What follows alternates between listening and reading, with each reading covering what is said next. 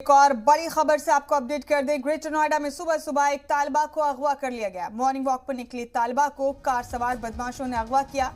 Morning walk पर निकली थी ये दोनों बहनें। कार सवार बदमाशों ने इनमें से एक को अगवा कर लिया, जबकि दूसरी बहन इनके चंगुल से भाग निकली। शोर मचाने पर आसपास के लोग मौके पर पहुंचे और सैकड़ों लोगों ने दादरी जीटी रोड पर जाम लगा दिया। डीसीपी समेत भारी पुलिस फोर्स मौके पर पहुंचे। बादलपुर कोतवाली इलाके का ये मामला है।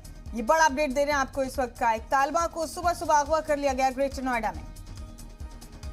पुलिस फोर्स मौके पर मौजूद है। बादलपुर कोतवाली इलाके का ये मामला है। दोनों बहनें सुबह सुबह मॉर्निंग वॉक के लिए निकली थी और कार सवार बदमाशों ने इनमें से एक बहन को अगवा कर लिया, जबकि दूसरी बहन इनके चंगुल से भाग निकलने में कामयाब रही। दूसरी बहन ने शोर मचाया, जिसके बाद आसपास के लोग मौके पर पहुंच गए। सैकड़ों लोगों ने दादरी जीटी रोड पर जाम लगा दिया। फिलहाल डीसीपी समेत भारी पुलिस फोर्स मौके पर मौजूद है। बादलपुर कोतवाली इलाके का ये मामला है।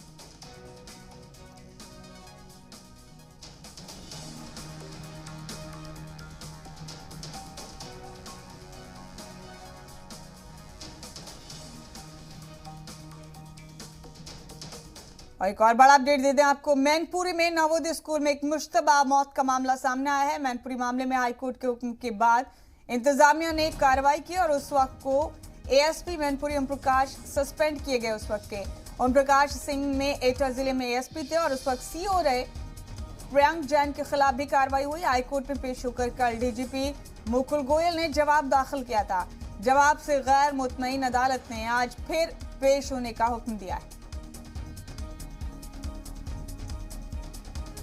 बड़ा अपडेट दे रहे हैं आपको इस वक्त का। मैनपुरी में नवोदय स्कूल में मुश्तबा मौत के मामले में हाईकोर्ट ने आज फिर पेश होने का हुक्म दिया है डीजीपी को। कल उन्होंने अपना जवाब दाखिल किया था, लेकिन इससे हाईकोर्ट गैर मुतमईन था। उस वक्त के एसीपी मैनपुरी ओम प्रकाश सिंह सस्पेंड कर दिए गए थे। इस मामले में एटा जिले में एएसपी थे उस वक्त ओम प्रकाश। उस वक्त सीओ रहे प्रियंक जैन के खिलाफ भी कार्रवाई हुई।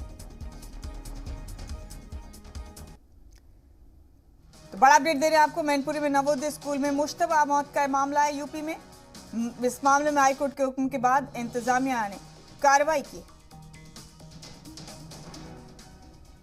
बढ़ते खबरों में आगे। नेशनल क्राइम रिकॉर्ड ब्यूरो ने आज साल 2020 के जराइम के आदाद-ओ-शुमार जारी कर दिए। जारी किए गए आदाद-ओ-शुमार के मुताबिक गुज़िश्ता बरस मुल्क में तकरीबन 66 लाख जराइम के मामले दर्ज किए गए, जिसमें 42,54,356 मामले आईपीसी में दर्ज किए गए और 23,46,929 मामले स्पेशल एंड लोकल लॉ यानी जुर्म रोकने के लिए रियासत के बनाए गए अपने कानून के तहत दर्ज किए गए हैं।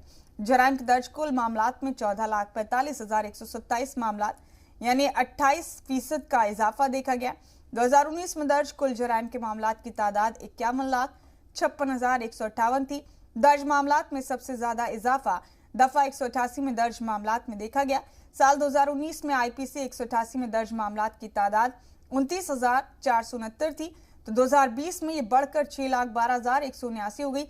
इसकी सबसे बड़ी वजह कोविड के दौरान लगाई गई इस दफा और इस कानून को तोड़ने वालों की तादाद में इजाफा है। इस सब में अच्छी खबर यह कि खवातीन और बच्चों के खिलाफ जराइम में 2019 के मुकाबले कमी देखी गई। खवातीन के खिलाफ 8.3% की कमी और बच्चों के खिलाफ जराइम में 13.2% की कमी देखी गई।